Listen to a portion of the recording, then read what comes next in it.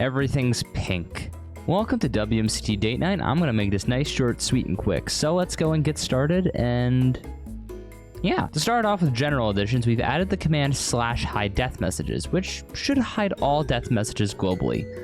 And this also should help it so players who have a hard time paying attention to all of the information in front of them, it won't flood the chat in PvP game modes. I should mention, as sort of a PSA, we might have some trouble on event day with the use of custom commands, so if you don't see them there, that's our bad.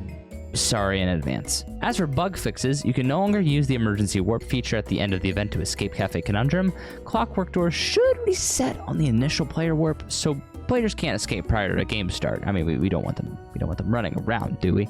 Various back-end stability fixes and eruption points, hopefully, should automatically calculate and will allow the game to end properly. And with this addition, this should also fix game breakdowns from being wiped from the board, and you can look at all of your fun game statistics in your little phone.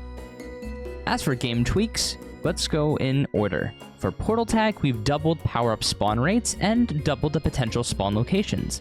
We thought it would make things much more chaotic for this event, but also for future normal events, people just weren't finding power-ups fast enough, so this should fix that. Rockface Rumble has increased targets by 10, and we've also adjusted the warning message so when you hit or interact with the moon, it'll let you know you're not supposed to hit or interact with the moon. You only can collect them when your body goes through the moons on those phases. Turbine Tinkers, we've added the surrender mechanic. It's very simple. After 2 minutes of not being able to complete a room, all players on the team will receive a white flag, and only after a unanimous vote, it'll instantly end the puzzle, and you will get 0 points for it. However, it'll allow you to move on to a new puzzle, as you can only be attempting one puzzle at a time. So, again, choose your puzzles carefully. We haven't made many changes there, so VOD reviewing's advised. As for Clockwork, you should look in the description below, or in the title card in the top right, as we've made an entire video showcasing the Clockwork refactor, as it needed a pretty major facelift due to the amount of feedback we received in that particular game mode. As for Countdown, kiosks no longer respawn at the same location. Kiosks had a little bug where sometimes when it deactivated, it would immediately reactivate in the same place. That shouldn't happen anymore, and thus kiosks will be moving around the map more consistently.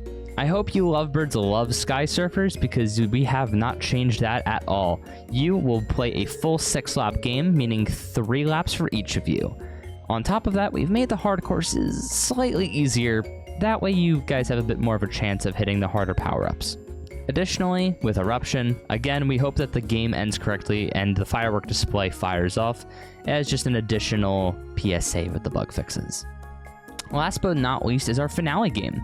Like before, we won't go and spoil the name and or the specifics if you do intend to go in blind. In no case, you shouldn't VOD review this game. And generally, we aim to make it feel like it took a little bit less time to do, as it felt a little bit prolonged. And that's it for WMCT Date Night. Be sure to be there on February 15th at 3 PM EST to see our duos compete. See you there.